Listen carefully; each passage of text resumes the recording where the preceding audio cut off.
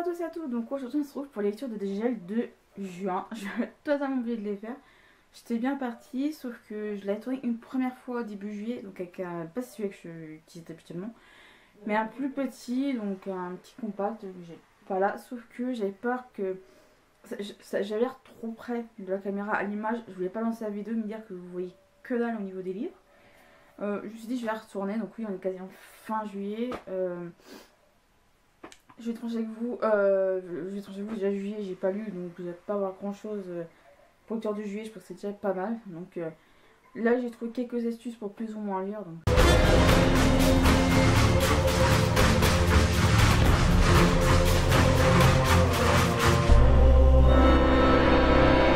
En juin j'ai lu 3 livres donc qui sont dans un seul coffret, je vais vous expliquer ça après.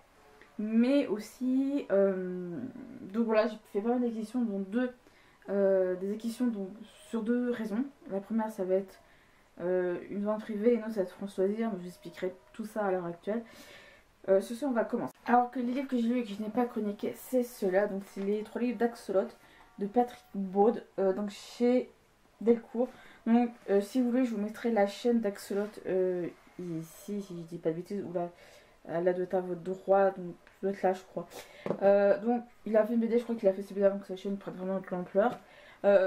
Je vous conseille vraiment d'aller vous abonner à cette chaîne si vous êtes fan de tout ce qui est curieux, etc. Donc comme dit là c'est marqué histoire extraordinaire et source d'étonnement, ce qui est vraiment le cas. Donc c'est 3 livres, les 3 livres en un coffret, je pensais que le coffret coûte assez cher, donc je me dis c'est déjà pas mal, mais dans l'ensemble c'est plutôt bien. Donc il y a 3 livres, je vais vous les présenter un peu vite fait. Donc voilà, 3 livres qui sont assez fins, je vous confirme, je dirais pas. Je pratique que c'est pas facile à bloguer quand t'as pas une tablette à hauteur pour poser les livres. Sinon je suis bouffe. Donc voici donc le top 1, le volume 1. Donc je précise que j'adore les couvertures. Et vraiment du bon travail, donc c'est en une couverture en dur.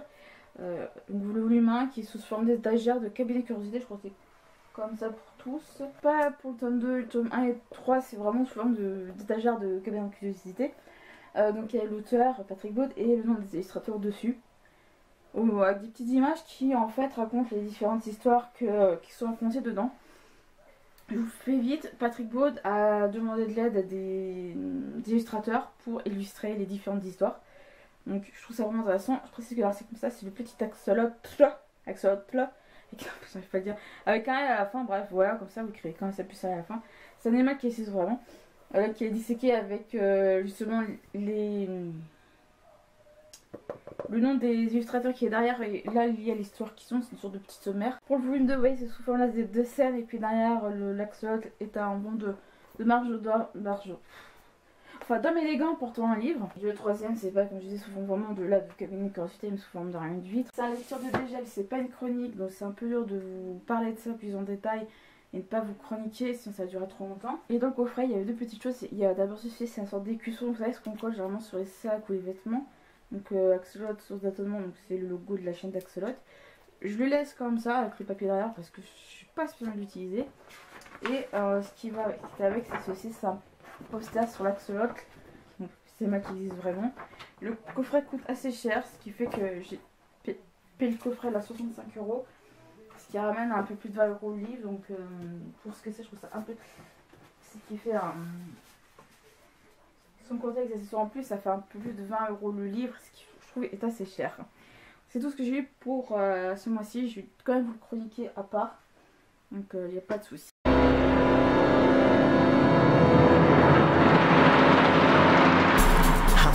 Combats must there have been for good to triumph evil. En acquisition, donc je sais pas si je l'aurais déjà mis en vente entre temps ou pas, mais en mai j'avais fait une commande sur vente privée dans la section beaux livres. Il y en a eu pas mal, donc je vais vous les présenter vite fait. Et il y a eu mes acquisitions France Loisirs, mais avant je vais présenter la première acquisition. Je me disais que ce serait l'acquisition du mois que j'aurais acheté. Alors vente privée ça compte pas vraiment parce que j'ai fait ma commande en mai, donc mais j'ai reçu en juin, donc ça compte pas vraiment ton cachat. Je les ai pas achetés en juin. Donc en premier il y a évidemment eu ça, donc la triplette Axolot. Mais je vais vous présenter déjà ma commande vente privée pour aller plus vite. Il y a eu donc le vrai visage des fées de Catherine Keno chez Hugo Design, je sais pas comment ça se prononce. Si quelqu'un sait qui peut me le dire en commentaire. Un gros livre avec Léonard de Vinci de Jeanne Mons chez Geo Art. C'est une briquette, il est vachement épais. Mais il y a des tableaux comme il y a du texte, hein, je précise, sinon on n'est pas dépaysé. Il y a également eu Flaubert, Roi de Carthage de François Vicaire chez Magellan et compagnie. Donc qui est très fin, mais qui en somme coûte très cher parce que c'est 20 €. Donc il y a des images, voilà, c'est illustré en gros, comme tous d'ailleurs. Les Châteaux de la Loire vus par Gonzague Sabri chez Hugo Compagnie. Ça a la collection phare, alors je sais pas si c'est une collection phare. Alors ça j'ai plus préparé la couverture pour plus qu'il parlait, de quoi il parlait plutôt. C'est donc Vision Capitale, art et rituel de la décapitation de Julia Kristeva chez Fayard et de la Martinière. Alors ils disent que c'est aux éditions Fayard, il y a chez Fayard et édition La Martinière. Donc je sais pas chez quelle vraiment édition c'est, donc ça se retrouve chez les deux. Donc, je sais pas de la décapitation générale, le rituel de mort, etc. Il y a aussi le grand livre des terres légendaires, Royaume fabuleux, île fantôme, continent perdu et autres mondes mythiques de, je trouve l'auteur, de Judith A. MacLeod. Donc aux éditions National Geographic. Là c'est bien, c'est que j'ai pas besoin de marque-page, j'ai le petit ruban. Donc voilà, moi je trouve ça sympa de voir différentes légendes, continents et autres. Et bah c'est tout pour votre privé. Alors je suis à prendre aussi parce que je vais faire en juin ma vente, mon achat trimestriel. J'ai pris 4 au lieu de 3. Donc au lieu d'un, 4 au lieu de 3. 4 au lieu d'un. Je suis fatiguée, je reviens d'une semaine de boulot, je vous en parle même pas. Donc en premier, il y a Révolution, là je crois que c'est intégral qui comporte 2 volumes, l'idéal et les désordres. d'Hilary Mantel chez Françoisir. Alors, je vais pas dire que c'est Françoisir, je sais pas si vous voyez là. Alors, je précise que je me suis même pas rendu compte de chez moi, c'est le soir même. Je dis, ça me soucie à retourner à Françoisir pour le rendre. Mais je tournais les pages tranquillement et d'un coup, sur ça. Alors, pour ceux qui me suivent sur Instagram ont forcément vu, la page était toute repliée, ce qui fait qu'on voyait pas le petit bout qui bordait.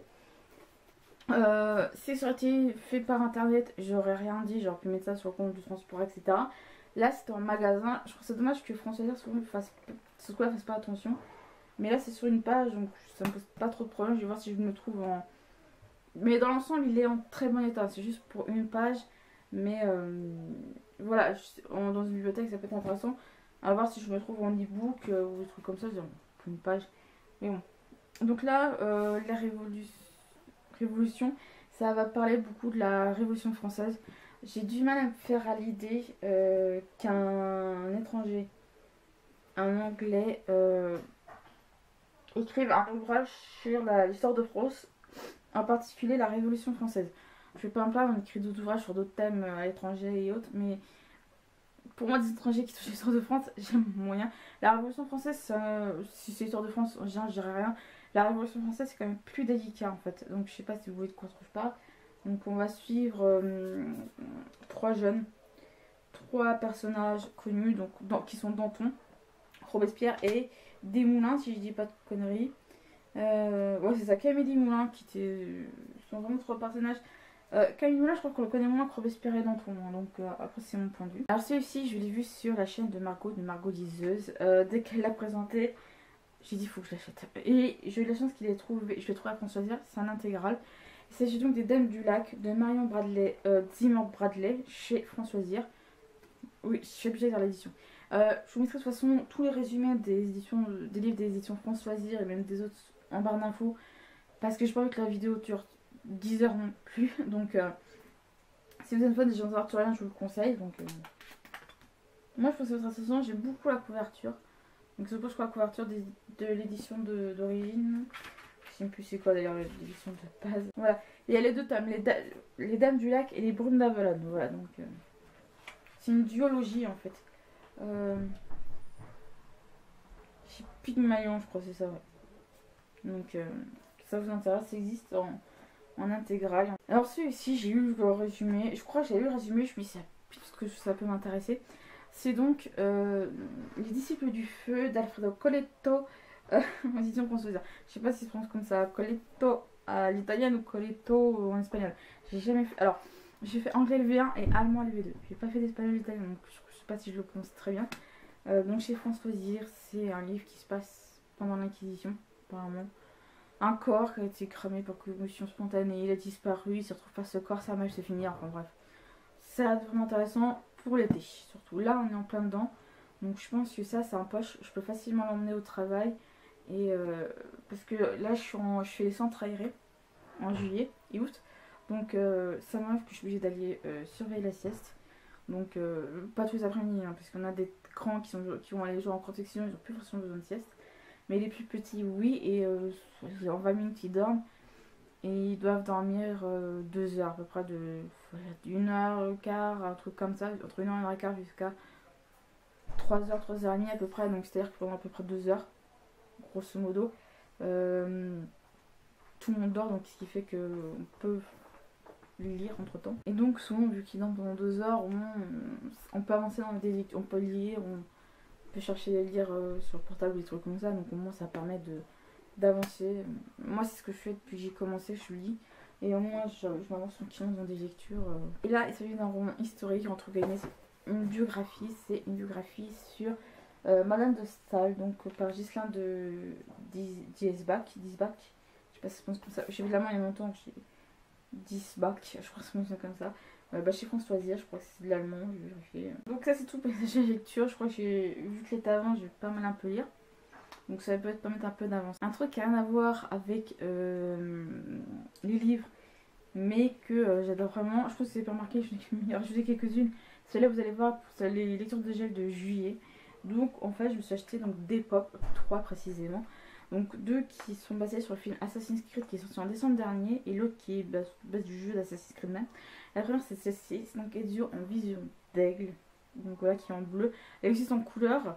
Ce que je veux dire en couleur, c'est que elle est là comme ça. Celle-là là. Donc celle qui est en grand là, en couleur. Donc je l'ai prise en bleu parce que c'est celle qui était que disponible à ce moment-là à Micromania que j'ai trouvé. Et il y a donc sur les deux du film Assassin's Creed, donc il y a Aguilar, là bas la tête. Aguilar et Maria, donc je les adore. Donc voilà. Et, il m'en manque 2 pour le film Assassin's Creed. Pour Assassin's Creed tout court, il me manque Altaïr, Connor, Edward et le docteur de la peste. C'est comme ça, Plague Doctor. C'est ça pour médecin de la peste. Non, il m'en manque d'autres. Il me manque Arnaud et Evie. J'ai Jacob qui est en haut qui doit traîner. On va voir là, pour pas qu'il doit être au fond. Il est bien caché. Il me manque aussi Arnaud et Evie. Donc sinon je suis plus ou moins à jour dans mes pop. On va mettre Eziola et Akila et Maria ensemble. Voilà, donc au moins ils sont bien joués deux, ils sont côte-côte.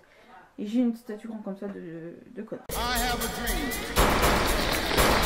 And for the royal ark to be protected and preserved. Without any doubt, too many. Pour ma pile à lire de juillet, c'est vrai qu'en 13 juillet, j'ai quasiment un lecteur, mais ça n'a rien à voir avec mes challenges, tout ça. J'ai essayé de mettre challenge en pause que j'arrive pas à les lire. Donc si y a des livres que vous avez lus ou qui vont entendre, n'hésitez pas à me dire en commentaire des choses comme ça pour que je puisse savoir ce que ça vous plaît ou pas. Et sur ce, je vous dis bonne lecture. It is ignorance that blinds us and we lose our way. One day on the red hills of Georgia. Open your eyes, O miserable mortals.